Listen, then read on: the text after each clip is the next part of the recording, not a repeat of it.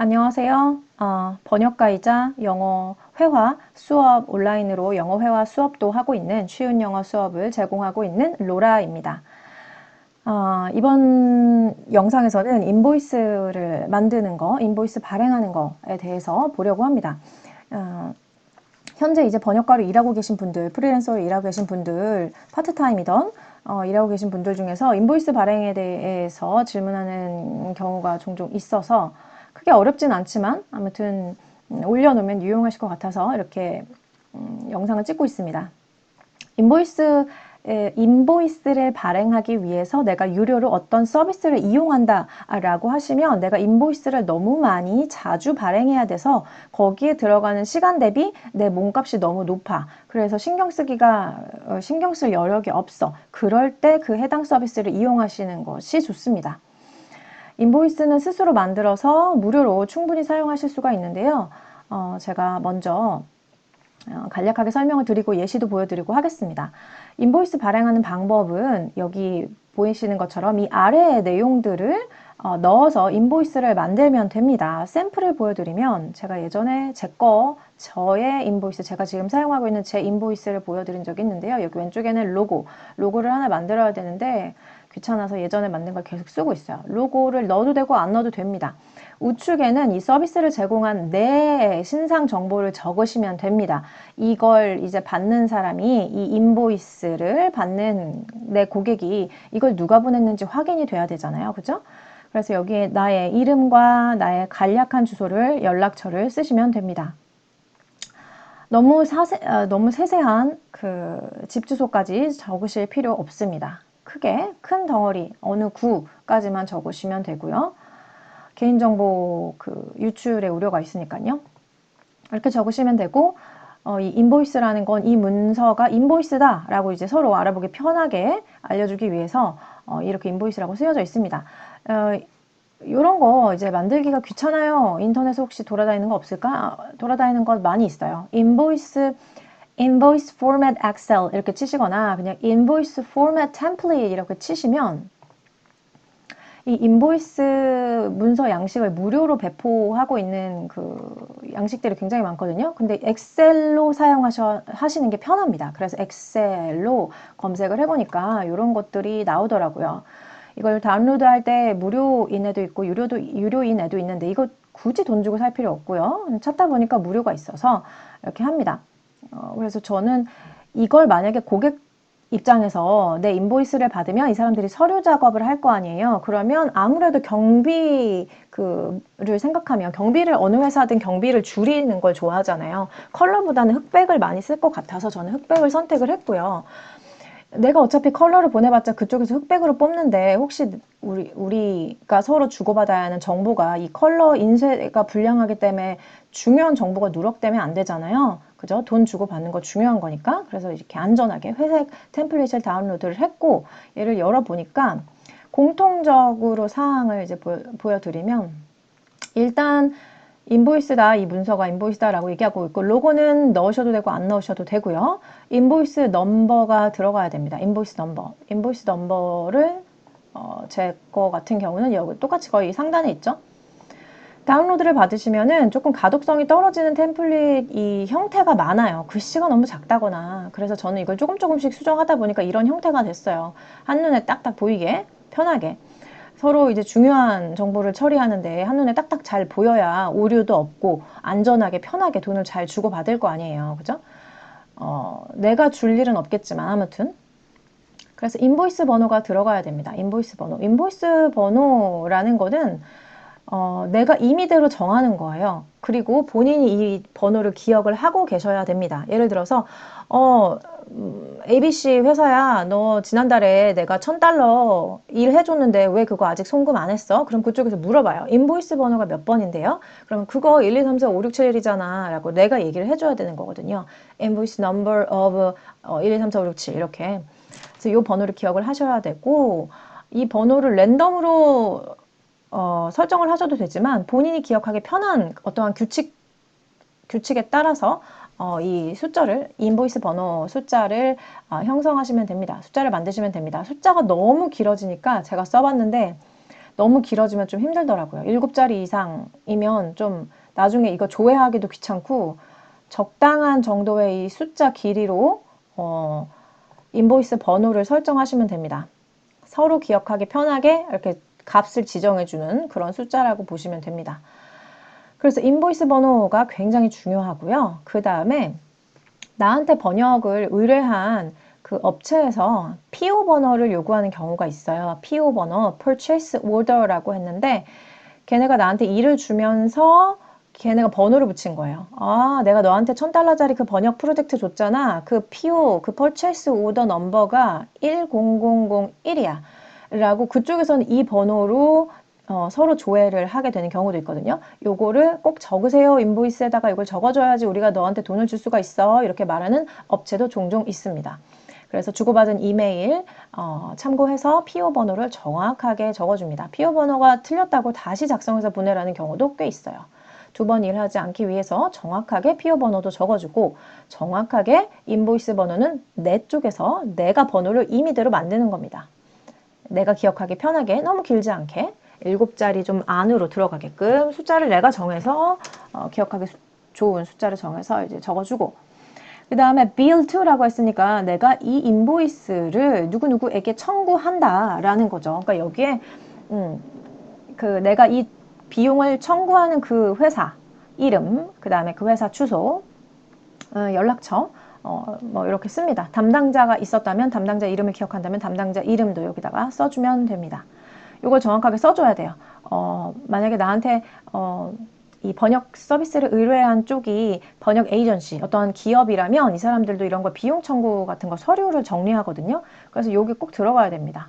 회사 이름 그리고 그 걔네가 나한테 이 일을 줄 때 이메일 주고받을 때 하단에 보면 회사 이름, 회사 주소, 회사 뭐 전화번호, 담당자 이름 막 이런 게 다 적혀 있거든요. 그거 그대로 가져와서 여기다가 적습니다. 그리고 이제 description이라고 해가지고 다른 샘플을 보시면 똑같죠? description, quality 뭐 이렇게 되어 있는데 그러니까 내가 너랑 주고받은 그 내용의 아주 간략한 대략적인 서로 주고받을 만한 서로 알아볼 수 있을 만한 약간 요약 설명 같은 걸 이렇게 써줍니다. 걔네가 나한테 일을 의뢰할 때 어떠한 이름을 붙여서 그 일을 의뢰했다면 걔네가 붙였던 그 이름 그대로 복사해서 여기다가 넣으시면 서로 알아보기 편하겠죠.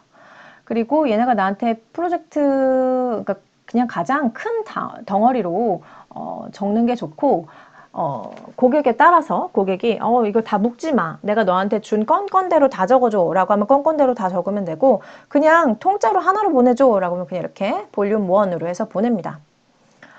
레이시라는 거는 내가 이 한 단위당 이 가격을 추가한다라는 거여서 여기는 굳이 유닛이라고 쓰시거나 그냥 공란으로 비워 놓으시면 되고요. 가장 중요한 건 여기 금액란입니다. $1000. 그리고 여기 더 중요한 건 이 단위를 표시를 정확하게 적으셔야 됩니다. 단위 표시. USD, 미국 달러, 캐나다 달러, 홍콩 달러 금액이 달라요. 한국 돈으로 환산하면 아시죠? 내가 처음에 계약했을 때 얘네랑 미국 US 달러로 계약을 했으면 내가 너네한테 받게 될 돈도 당연히 미국 US 달러, $1000야 라고 이제 딱 명시를 여기다 박아 놓는 거죠. 이렇게 요거 안 적으시면 정말 큰일 나요. 큰일 난다기보다 나중에 골치 아파져요. 저는 당연히 내가 일을 받았을 때 의뢰를 받았을 때 당연히 미국 달러라고 생각을 했는데 나중에 보니까 이 일을 준 애들이 홍콩 애들이었는데 자기네는 홍콩 달러였다고 우기는 거예요. 그리고 나서 내가 보낸 인보이스를 보니까 이 단위에 대한 언급이 없어요. 그러면 굉장히 애매해집니다. 돈 받기가. 시간 질질 끌어야 돼요. 근데 여기 만약에 내가 USD라고 딱 써놨다. 그럼 야 내가 USD라고 써놨잖아 라고 하면 이제 모든 게 딱 끝나는 거죠. 깔끔하게. 걔네가 이제 우길 어떤 그런 명분이 없어져요. 이거 굉장히 중요하고요. 그래서 이제 $1000야 너네가 나한테 줘야 되는 금액이 $1000야. 만약에 여기에 이제 금액이 뭐 $1000, $500, 뭐 $700, $2000 막 이렇게 많아요. 내용이 내가 얘네들한테 받아야 되는 내용이 많아요. 그러면 이제 여기에 뭐 숫자가 조금씩 바뀌겠는데 subtotal, total 이런 거 헷갈리시면 그냥 subtotal 그냥 똑같이 여기서 뭐라고 해야 되나 subtotal 란을 그냥 삭제하세요. 이걸 삭제하셔도 됩니다. 중간 집계 금액인데 중간 집계고 뭐고 뭐 VAT가 붙지 않거든요.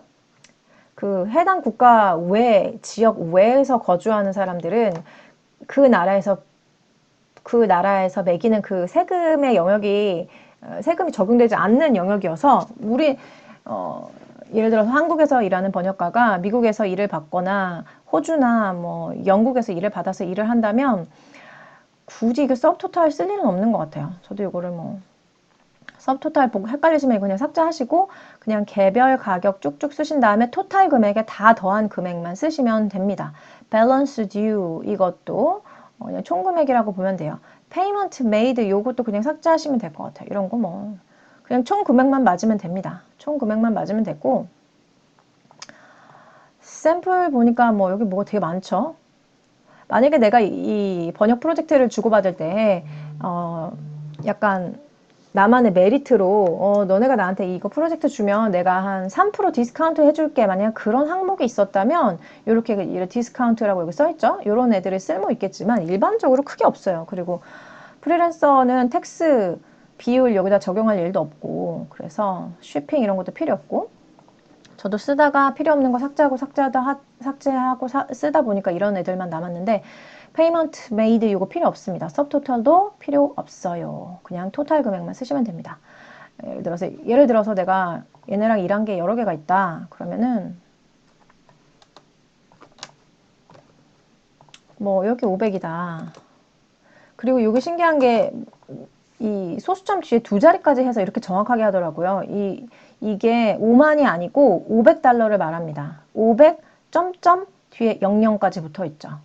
이것도 헷갈리시지는 않겠죠. 이미 이제 뭐 달러 주고받고 하시면 달러 받으시면서 일해 보신 분들은 아시겠지만 이 뒤에 소수점 두 개는 없다고 보시면 됩니다. 한국 돈으로 보실 때 이렇게 쓰고 서브토탈 필요 없어요. 서브토탈 삭제하고 저는 이제 칸이 위로 밀리니까 이건 놔두는데 아무튼 이거는 필요 없고요. 페이먼트 메이드도 필요 없어요. 서브토탈 필요 없으니까 위로 올릴까요? 토탈만 있으면 되고 그리고 밸런스 듀 그래서 총 금액이 얼마를 주고받게 되냐 뭐 요거만 있으면 됩니다. 이런 내용이 여기 들어가고요. 그리고 이 왼쪽에 제일 중요한 거. 이 돈을 네가 어느 은행으로 보내면 돼 라는 정보를 여기다 적으시면 됩니다. 이건 좀 이따가 좀 더 자세하게 설명을 할게요. 자세하게 설명을 해야 되니까 까먹기 전에 여기다가 붙여놔야겠네요. 오케이. 또 바로 빠뜨린 게 있나? 그래서 방금 보신 것처럼 인보이스 발행하실 때 꼭 들어가야 하는 것이 청구 금액. 너네가 나한테 얼마 줘야 돼? 라고 청구하는 금액 쓰시고 고객의 주소, 연락처. 청구 금액은 여기 500달러, 1000달러 해가지고 이제 총 1500달러가 되죠. 그죠? 총 금액, 너네가 나한테 얼마 줘야 돼? 라는 총 금액 여기 들어갔고 그 다음에 고객의 주소와 연락처 여기 좌측에 들어갔죠. 고객의 이름 또는 회사 이름은 딱 한눈에 알아보기 쉽게 조금 큰 폰트로 두껍게 이렇게 볼드 처리하시면 서로 문서 주고받을 때 한눈에 싹 들어옵니다. 여기 회사명, 이거 번호 여기 있고 금액 얼마 맞아 오케이 이렇게 좀 서로 이렇게 신속하게 처리가 되겠죠. 그리고 또 purchase order 만약에 이 번역 의뢰를 받으실 때 어떤 번호를 받으셨다면 그 메일 내가 주고받았던 메일에서 검색해서 찾아서 정확한 그 purchase order number를 여기다 적어주셔야지 일 처리가 잘 되겠다라는 거. 얘네가 처음에 일 줄 때 purchase order를 줄 겁니다. 만약에 이거를 까먹고 급하게 일만 받았다라고 하면 그 담당자한테 메일을 보내면 되겠죠. 저번에 네가 몇 월 며칠에 나한테 그 일 줬잖아. 그거 나 purchase order 안 받았어. 내가 인보이스 청구해야 되니까 나한테 purchase order number 빨리 보내줘. 얘기하면 되겠죠. 그렇고 purchase order number 적으시고 제일 중요한 거 송금받을 내 은행 정보를 적으셔야 됩니다. 이 송금을 할 때 그 번역료를 송금해 줄 때 얘네가 페이팔로 간편하게 보내려고 하는 경우가 있어요. 페이팔이 뭔지 모르시는 분이 아직 혹시라도 계시다면 페이팔 계정 하나쯤은 지금 당장 만들어 놓으셔야 됩니다. 페이팔 소액을 송금받기가 좋아요. 한 500달러 미만으로 아니면 뭐 맥시멈 1000달러 정도까지 미만으로 1000달러 아래 정도의 금액 수준으로 송금을 받기가 편리합니다.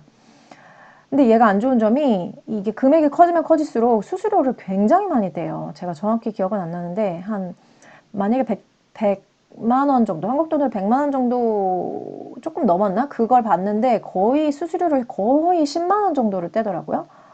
그래서 제가 되게 깜짝 놀랐거든요. 그래서 그다음부터는 아주 신신당부를 합니다. 나한테 그냥 뱅크 트랜스퍼 해줘. 은행으로 송금을 해줘라. 페이팔 계정으로 보내지 마라. 왜냐면은 뭐 이 수수료가 뭐 100달러 이상이 나왔어. 이러면 그 상대방 쪽에서도 그 이해를 해주거든요. 그 송금을 받으려면은 이게 만약에 내가 외환을 바로 송금받을 수 있는 통장이 없어요. 만약에 신한은행, 우리은행, 우리나라 대한민국 은행 계좌를 그쪽에 알려주면 이게 송금받는 즉시 그 외국 돈이 바로 그날의 환율에 따라서 그냥 이렇게 환율 적용이 돼버리거든요. 그래서 저는 외화 통장을 만들었어요. 그래서 영국에서 그 유럽 쪽에서 유로화를 받으면 유로화가 들어오고 뭐 그렇게 뭐 미국 달러로 송금을 받으면 미국 달러를 그대로 가지고 그대로 그게 미국 달러가 들어와서 1차 송금 수수료를 물긴 하지만 이거 괜찮은 것 같더라고요. 그래서 만약에 해외에서 송금 받을 일이 자주 있다. 뭐 몇천 달러씩 송금을 받게 된다. 몇천 달러, 몇만 달러씩 이제 송금을 받게 될 것 같다 하시는 분들은 외화 통장 저는 하나은행에서 이용하고 있고요. 시티은행도 있는데 시티은행 그 환율 적용해주는 뭐라고 하지? 환율 우대? 그거 보니까 하나은행이 더 낫더라고요. 그래서 하나은행을 만들었습니다. 필요에 따라서 원하는 그 외화 통장을 제공해주는 은행이 몇 개 없어요. 찾으셔서 외화 통장 만드시면 되고 외화 통장을 만드시면 거기에서 이제 외화 송금을 받으실 수 있게 됩니다. 그 정보를 적어야 된다는 거죠. 아까 인보이스 여기에 이걸 적어야 얘네가 이쪽으로 보낼 거 아니에요, 돈을. 그죠? 그래서 이렇게 노트 해가지고 중요해가지고 은행 이름은 뭐냐면 뭐 하나은행이면 하나뱅크 거기에서 정식 영어 명칭이 있어요. 그거를 그대로 쓰시면 됩니다. 인터넷에 검색하시면 다 나와요. 하나은행 뭐 하나은행 주소, 뱅크 네임, 뱅크 어드레스 이렇게 치면 쭉쭉 나옵니다. 그리고 이거 이 돈을 주고받을 때 혹시나 어떤 문제가 생기거나 본인 확인하거나 뭐 그러기 위해서 여기다가 본인 이메일 주소를 적으라고 하더라고요. 그래서 저는 본인 이메일 주소 적으시면 되고 그 다음에 본인 연락처 적으시면 되고 혹시 송금하다가 어떠한 문제라든지 또는 처음으로 외국에서 나한테 어떤 조금 큰 돈이 들어오면 은행에서 확인차 전화가 올 수도 있어요.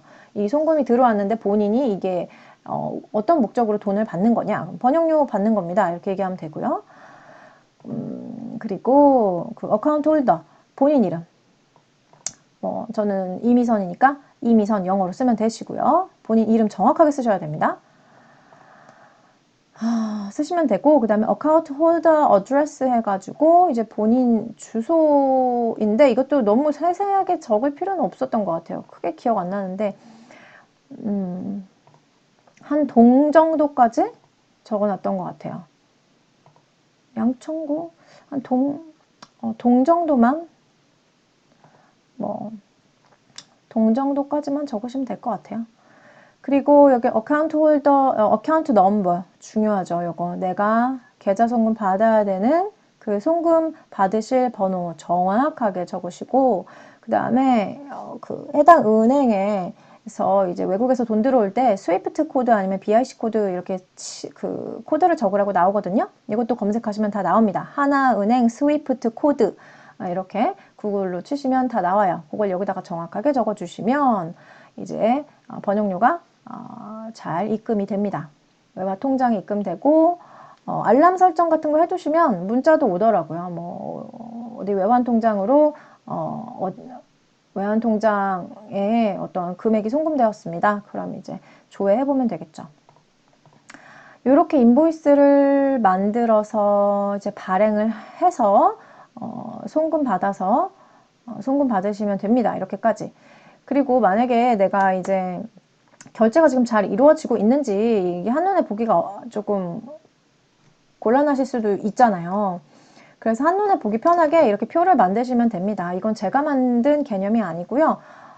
저도 예전에 나도 번역 한번 해볼까? 정확한 지금 책 이름 기억 안 나는데 되게 유명한 곳에서 나온 것에서 볼 수 있었던 내용이고, 그 외에 이제 유명한 해외 번역가님들도 프리랜서들은 다 이렇게 관리를 하는 것으로 보이더라고요. 결제 관리 이렇게 해가지고 이거 제목은 필요 없어요. 그냥 이제 어떤 내용을 설명할 거다라는 것 때문에 여기 이렇게 지금 글자를 제목을 붙여놨고요. 제목은 필요 없습니다. 결제 관리해서 업체명, 내가 이제 A라는 회사한테도 돈을 받아야 되고, 그 다음에 B, C, D, 얘네들한테 돈을 받아야 돼요. 인보이스 번호는 어쩌고 저쩌고 어쩌고 저쩌고 어쩌고 저쩌고고, 인보이스 번호는 이제 주로 이제 숫자로 이루어집니다. PO 번호는 뭐 문자랑 숫자랑 막 섞여 있어요. 얘네가 준 대로. 그리고 이제 금액이 이거 이제 수기로 저는 이거 프린트 해가지고 수기로 쓰거든요. 요 양식을 A4나 아니면 본인이 어떤 작업 노트 같은 게 있으시면 작업 노트 그 앞이나 뒤쪽에 보면은 주머니 있잖아요. 포켓. 그 포켓에 싹 들어갈 수 있는 크기로 이제 본인이 조절하셔서 요거를 이제 이건 지금 몇 칸 안 되지만 이걸 한 페이지 꽉 채우시면 채워서 이제 만들어서 쓰시면 됩니다. 그래가지고 받아야 되는 금액이 얼마인지 여기다가 막 이렇게 쓰고 다 써놓은 다음에 요런 애들을 내가 이제 이게 돈을 받았어. 이게 처리가 끝났어. 하면 전 이거 형광펜 쳐놓거든요. 여기를. 지금 여기서는 형광펜 효과는 안 되는데, 만약에 이게 처리가 다 됐다. 그럼 형광펜으로 이제 이거 저는 프린트해서 쓴다고 말씀드렸잖아요. 프린트해서 여기 형광펜으로 찍 그어요. 그럼 이제 보여요. 아, 여기가 결제가 안 됐어. 아니면은 형광펜 안 그은 게 많아. 이러면 아, 이게 아직 다 결제가 안 됐네. 라고 확인을 할 수 있고, 웬만하면 서로 약속된 날짜 안에 결제 약속한 금액을 보내주는데 혹시 이쪽에서 까먹었을 수도 있거든요. 상대방에서. 그럼 이제 제가 알려줍니다. 리마인더를 보내요. 너네가 나한테 $500 주기로 한 거 있잖아. 그거 아직도 입금이 안 됐어. 확인 부탁할게. 이렇게 보냅니다. 이렇게 보내서 만약에 여기에 이 첫 번째 줄은 돈은 아직 안 받았는데 곧 받을 예정이다. 오늘이 6월 28일인데 뭐 7월 2일에 결제가 된다. 그럼 7월 2일 예정 이렇게 써놓는 거죠. 그럼 이제 자금 흐름을 한눈에 보기가 좋겠죠. 아, $500 들어오고, 그 다음에 뭐 예를 들어서 큰 돈 막 써놔요. 이렇게. $5,000, $20,000 막 이렇게 해가지고, $10,000는 7월 15일에 들어올 예정이고, 이렇게 하면 이제 금융 흐름이 보이잖아요. 이 재정 흐름이. 그러면 5월 달은 이 정도 들어오겠고, 8월 달은 이렇고, 이렇게 해서 이제 좀 계획을 세우실 수가 있겠죠. 요것도 중요하고, 얘도 중요합니다. 이 결제 관리 표를 프린트 하셔서, 이렇게. 그러니까 만약에 내가 오늘 일을 새로 받았어요. 그 업체가 F라는 업체예요. 그 인보이스 번호는 어쩌고저쩌고라고 합니다. 이렇게 어쩌고저쩌고라고 하는 인보이스 번호 받았고, 그 금액은 뭐 $20,000라고 한번 가정을 해보면 $20,000짜리를 받았어요. PO 번호가 어쩌고저쩌고고, 인보이스 번호는 이제 내가 아직 일을 안 끝났으니까 일이 끝나야 인보이스를 발행하잖아요. 그죠? 이렇게 일단 적어 놓는 거죠. 그래서 이 일을 마감하고 마지막으로 파일 다 넘기고 나서 그때 내가 인보이스를 만들어서 발송하면서 만약에 인보이스를 내가 만들었다. 예를 들어서 이렇게 만들었다. 그럼 인보이스 번호를 내가 맘대로 매기잖아요. 어떤 규칙에 따라서. 그러면은 내가 매긴 그 번호를 여기다가 이렇게 쓰는 거죠. 쓰고 여기다 또 써놓은 거죠. 8월 중순 결제 예정. 8월 중순에 결제될 예정이라고 이제 이 돈을 8월 중순에 받게 될 예정이다라는 거 써놓는 거죠. 요거 굉장히 중요해요. 이거를 외국 업체들은 뭐 결제 기한이 30일 이내가 아닌 경우들이 가끔 있거든요. 제가 지금 같이 일하고 있는 제가 일하고 있는 업체들은 30일, 60일 막 이래요. 그래서 내가 제때제때 인보이스를 발행하지 않으면 막 2달을 기다려야 돼요. 그래서 빵꾸가 나기 때문에 재정이 빵꾸 나면 안 되잖아요. 그래서 요거를 잘 관리하면서 만약에 인보이스 번호가 없어요, 지금. 여기가 있어야 되는데 그러면 내가 깜빡한 거죠. 아이고, 인보이스를 안 보냈네. 한 달 동안 내가 늦었네. 그럼 이제 요걸 보고 파악을 할 수 있죠. 그러면은 인보이스를 이제 빨리 발행하셔서 얼른 보내야겠죠. 이렇게 이렇게 하시면 되겠습니다. 뭐 인보이스 번호를 형성하시는 거는 각자마다